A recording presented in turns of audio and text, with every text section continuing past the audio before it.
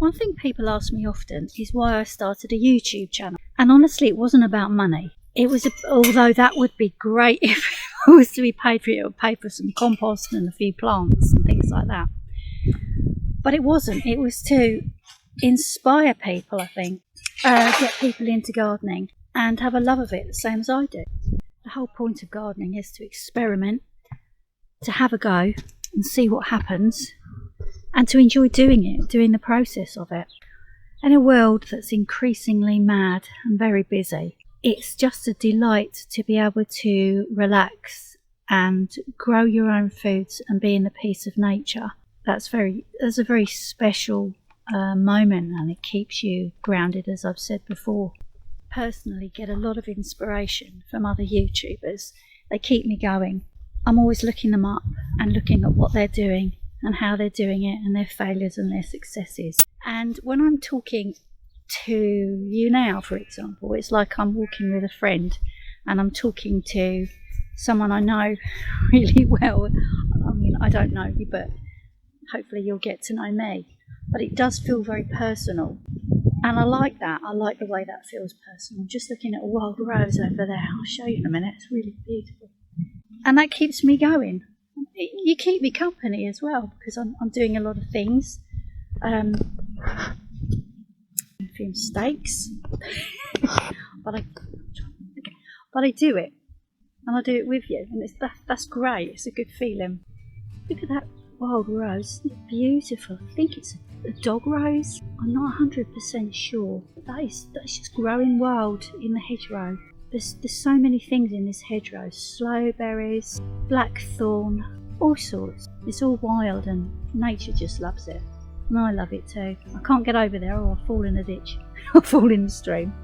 But isn't that pretty? I've been doing my YouTube channel for over 3 months now, just over. And I've got over 175 subscribers, and I'm so chuffed about that. I really am. And I know some people have got hundreds and thousands and, some people millions. But for little old me, for someone to spend, put the time away to come and enjoy me in my little world is brilliant. It's lovely. And thank you very much for that. I love the comments. Oh my gosh, I do love the comments. And I love the likes, and I love it all, to be honest. Sometimes if I lose a subscriber, I get a little bit down, but then I'll gain 2. So that makes me very happy to share everything like that with you. When I first started, it felt a little bit odd talking to the camera, but now I just think about I'm talking to my friends, and I find it a lot easier. And my husband says I repeat myself a lot. My husband says I repeat myself a lot. So I have to try not to do that. One of my things, I think. Oh, I just remembered I'm not sitting on that again. Got to get that fixed or replaced. That hurt. Yeah, I say a lot. Apologies for that. What keeps me focused as well is all the lovely comments I get. I think I've done more now in the garden than I've ever done before, because I've wanted to, because I've got someone to share it with. I mean, I'm not saying that my husband doesn't enjoy me doing things, but you put a lot of effort into something for only you to see, and no one there to, oh, you should have done it like that, or maybe you should do it like this, or how about we do it like that, which I get from you, from the comments and suggestions, and hopefully vice versa, that you get that from me. And that makes it all worthwhile. It really does. I mentioned in the very first video that what I was going to do was growing things in the garden, but I was also sharing a farmhouse life, which will include cooking and, I was going to say cleaning then, but no, not cleaning, cooking, making crafts, upcycling, and all those sorts of things. And what I need is feedback from yourselves of what you're interested, because I know that not everyone is interested in the same things. So if you just want to know about gardening, you're probably going to go somewhere else to look for gardening if I start doing cooking, etc. So I'm trying to do a nice mix. It's mainly gardening, but I was going to try and include the whole package, because it is the whole package.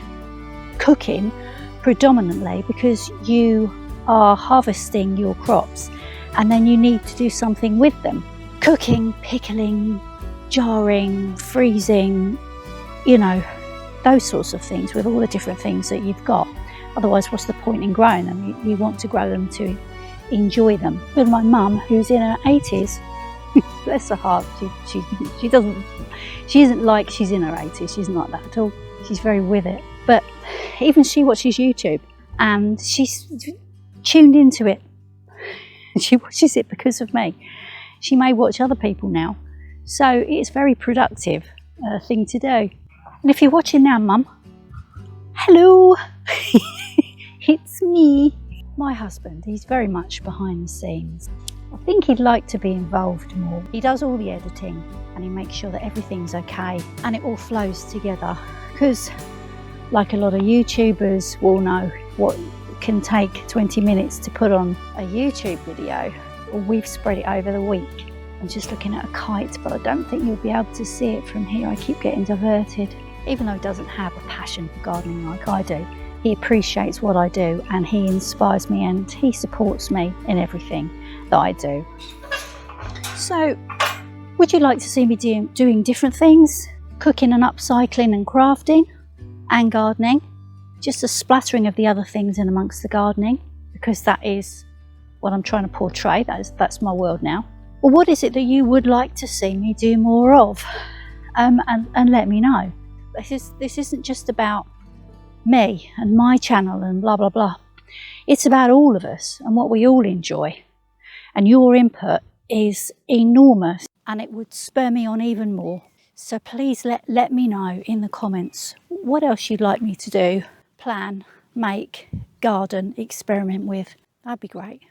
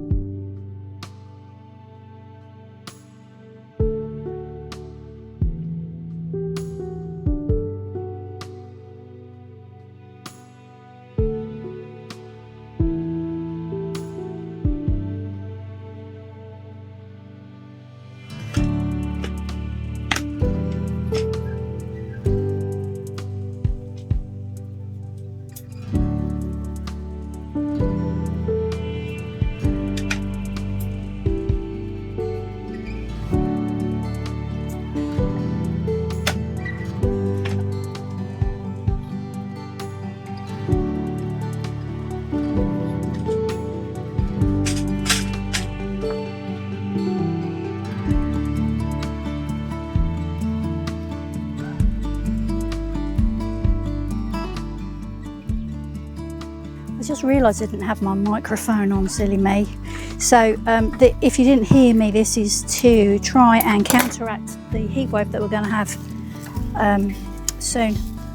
And the other thing is you're supposed to water really thoroughly, which I will try and do tonight.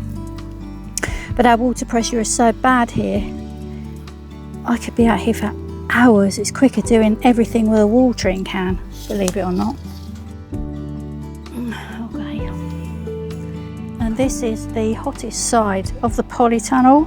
So this is the side I really need to keep out of the sun, not keep the sun out, but keep the direct heat.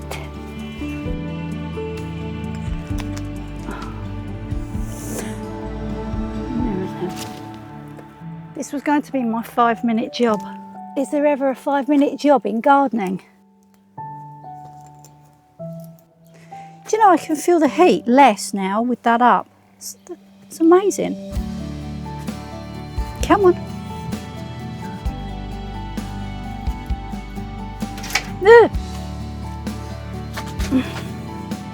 Whoa. So I'll fix it a little bit more to make it a bit neater, and then I might put some, oh gosh, I'm so hot, and then I might put some down there as well. But I can feel that that's taken it off already. Okay, it doesn't look beautiful, it doesn't look pretty, and you wouldn't want me hanging your curtains anytime soon. But it's doing the job. I'm actually really pleased with that. I'm really pleased with that actually. Yeah, it's not going to completely make it, because the whole point of a polytunnel is to be warm, but it could take off the direct heat from it, which is what I'm going to need in the few days to come. All done. I've done the same on the other side as well, so hopefully that's going to be okay. So it's not pretty, but it's not meant to be pretty, it's meant to be useful and practical. Keep some of the heat off the vegetables, and the tender vegetables and the tender crops like this tomatoes. I'm done now. I'm done now.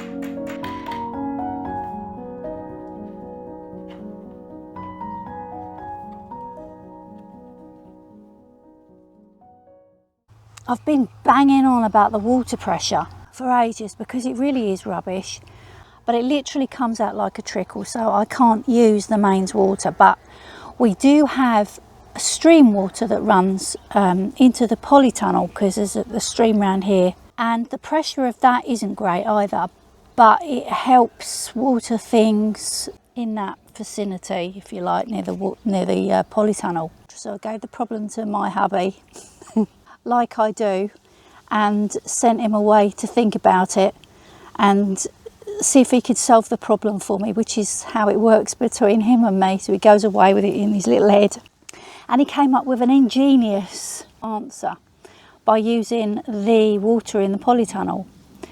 And what it is, he searched on Marketplace and bought a 1,000 litre tank that are new, brand new. They are a lot of money, but second hand, reconditioned, all washed out, was 60 quid. This is the tank. I'm not sure what it had in it. It didn't have horrible chemicals in it, so that's good. And it was reconditioned and washed out, and then we washed it out as well. So I'm not going to be spraying anything nasty on the crops. He bought a pump. Let me show you this. A pump. I think it was 70 quid. So I want to show you how it works, because it literally pumps that water out. Right, woe back, Trace, woe back. I then filled it from the polytunnel via a hose and filled it with the water from the stream.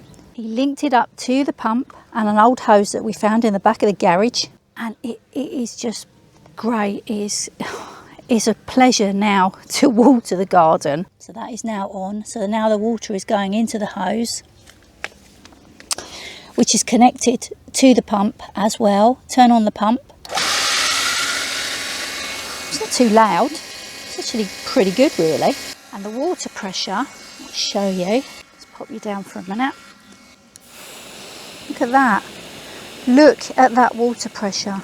I mean, that makes me little old me, very, very happy. And now I can just water the plants without worrying about it costing a fortune from Welsh Water, which it ain't coming out anyway, to do in the garden and water in the garden, and knowing I've got the pressure to water the garden. And it takes me half the time and half the water. Let me turn that off. I'm very, very happy. I've been picking strawberries every day this week, and in this video I'll show you how I freeze them and how I make a delicious strawberry sauce using lemon juice and granulated sugar.